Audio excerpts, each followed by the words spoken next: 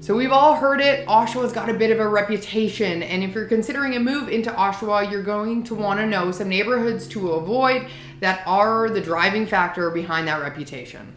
Now, before we jump into the video, we just want to preface by saying we aren't trying to bash any of these communities. We are, though, wanting to give an honest review of what we think about the different pockets. And if you're coming into Oshawa from out of town, there are some things that you might not be aware of. So we want to make sure that we are explaining all of that to you before making your decision. So without further ado, let's get into the list. So first up on the list of areas to avoid if you're considering a move into Oshawa is Central Oshawa. And this is also considered downtown Oshawa. If you're looking on a map, you're thinking basically a little bit west of Simcoe to a little bit east of Ritson, from Highway 2 down to the 401. Now in this neighborhood, you're going to find Oshawa's highest homeless population. And this is a result of a number of social service programs located within the community. So you're finding higher crime rates, higher rates of drug use and loitering. And there's also a ton of rental properties that aren't very well maintained. You're going to see a lot of listings hitting the market on streets like Drew or Quebec or Albert. And again, these are areas that you typically are going to want to avoid. The homes are older, they're typically not very well maintained, and certainly the community surrounding is not very nice. Now, where an exception is made in Central Oshawa is going to be in a pocket that is just east of Ritson and north of Eulalie. Typically here, there's a far lower degree of rentals, as well as there is a higher degree in pride of ownership in the community. So there's definitely a noticeable difference if you're driving through the location. So if you are focusing your search to Central Oshawa, you're going to try and want to focus in that northeast quadrant. Yeah, there are definitely some savings to be had there as you move into the nicer communities in Oshawa. Number 2 on the list is the Lakeview community, and Lakeview is what you're going to consider as South Oshawa. Now, Lakeview extends all the way down to Lake Ontario, and by Lake Ontario, there is actually a pretty nice pocket, which we'll get into a little bit later. Where we want to focus is north of Philip Murray on streets like Glen, Oxford, Cedar, and Wentworth.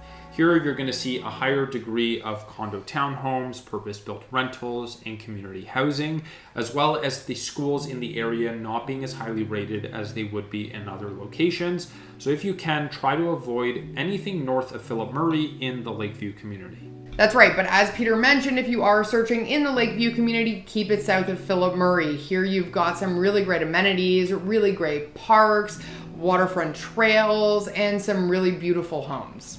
Next up on our list of areas to avoid in Oshawa is the Vanier community. And if you've been to Oshawa, you've likely been in this community because it's located in and around the Oshawa Center. Now, it's important to note if you're searching in the Vanier neighborhood that it's not all bad, but there are some pockets that you're definitely going to want to avoid, and those pockets are located east of Stevenson. So streets like Burke and Nassau, Montrave, those are neighborhoods that typically have higher rates of drug use, and we've actually had clients who have moved out of the neighborhood because of needles found in parks. So you're going to find older homes in this neighborhood, not necessarily very well maintained, and a lot of rentals. Now, the one thing about the Vanier community that is a positive is that the west end abuts the Whitby border, and so it kind of works as a gradient. If you're staying in the west end, then you're going to be okay. Again, think of Stevenson as that dividing line, and then the further east that you're getting, typically the more problematic it's going to be.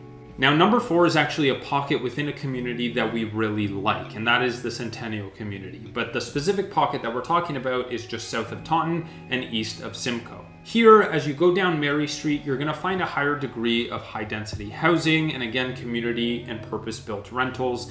Typically, if you're looking on MLS, you're going to see some less expensive condo townhome options. But again, this is a little bit of a rougher area located within what is otherwise a really nice community. And number 5, rounding out our list of areas to avoid if you're thinking about a move into Oshawa, is the Windfields neighborhood. And that might surprise a lot of you because there are newer homes and there are a ton of amenities surrounding the immediate area. Now, the reason Windfields has made our list of areas to avoid if you're considering a move into Oshawa is because of the increase in student housing. So many of these properties have been flipped into student rentals, and the pride of ownership just doesn't exist in the community the way that it did when it was built. Now, you would never be able to tell just by driving through the Windfields community that it is as problematic as it is, but we've had firsthand experience of clients wanting to move out because of the disruption that is going on in the area. Again, the pride of ownership, you can tell from home to home, just isn't there, as the students aren't taking care of the properties.